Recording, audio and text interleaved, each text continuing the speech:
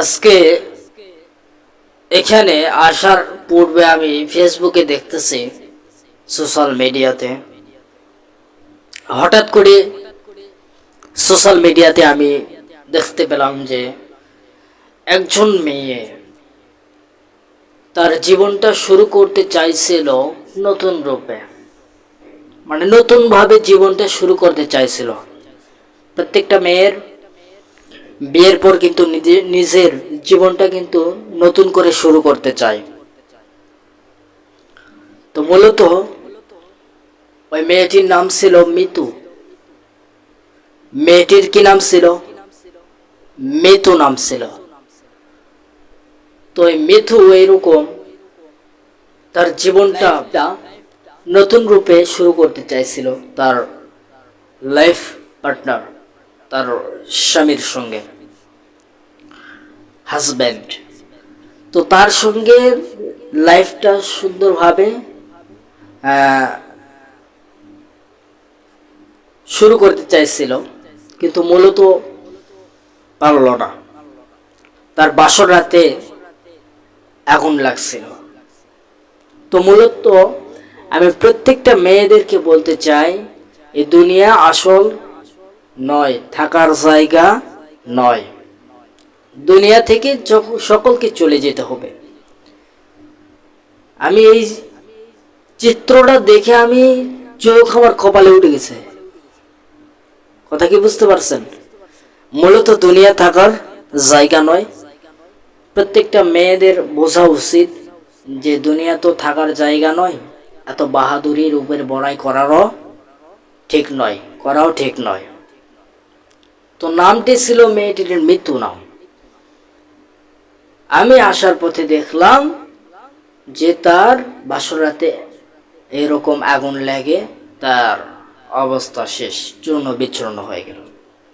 সে পড়েছিল বেনারসি, লাল বেনারসি পরছিল, হাতে চুড়ি পরা ছিল। আজ কোথায় গেল? সব তো খুলে নিয়ে চলে গেল। তার সাথে কি তার হাজবেন্ড কবরে যাবে? যাবে না। তার সাথে কি চুড়ি, গহনা, নাকের ফুল এগুলো কি যাবে? কানের দুল এগুলো কি যাবে? যাবে না। সব তো খুলে নিল। বেনারসি, লাল বেনারসি খুলে নিল। তো কিছু কি যাবে? যাবে না।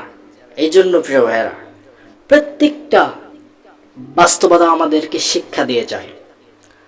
আমরা বিবেকটা খাটাই না। প্রত্যেকটা বাস্তবতায় আমাদেরকে শিক্ষা দিয়ে যায়, সময় আমাদেরকে শিক্ষা দিয়ে যায়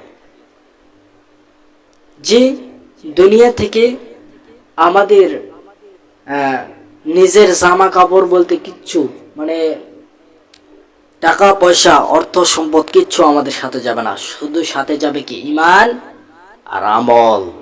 দুনিয়াতে যতটুকু ইমান আমল তৈরি করেছ, ইমান আমল রাখছো, এইটুকুই যাবে।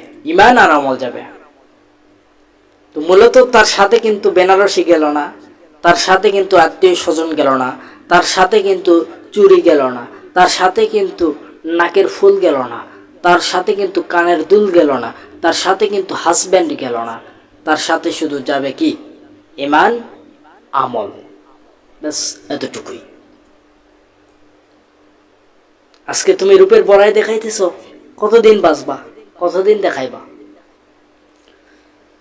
মনে রাখেন, কিছু কিছু গরিবরা আছে, এরা নিজেকে কিভাবে জানেন?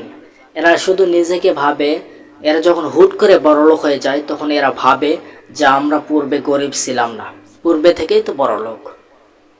কথা কি বুঝতে পারছেন? আমি তাদেরকে বলতে চাই, সকাল বেলার ধনী, বিকেল বেলার ফকির। সকাল বেলার টাকা পয়সা অর্থ সম্পদের মালিক, বিকেল বেলা মুসি, ফকির এরকম করে দিতে পারেন যিনি, তিনি কে বলেন? আল্লাহ। এই জন্য মূলত রূপের বড়াই, টাকা পয়সা, অর্থ সম্পদ এগুলোর বড়াই করতে পারবেন না। দুনিয়াতেই করলেন, পরকালে কি করবেন? এই জন্য যতটুকু যেটাই জানেন, টাকা পয়সা অর্থ সম্পদ এগুলোর বাহাদুরি দেখাতে পারবেন না। সামান্য জিন্দেগি এটা, সবাইকে চলে যেতে হবে। আমি ওই চিত্রটা দেখে আমার চোখ কপালে উঠে গেছে। কথা কি বুঝতে পারছেন? মূলত দুনিয়া থাকার জায়গা নয়।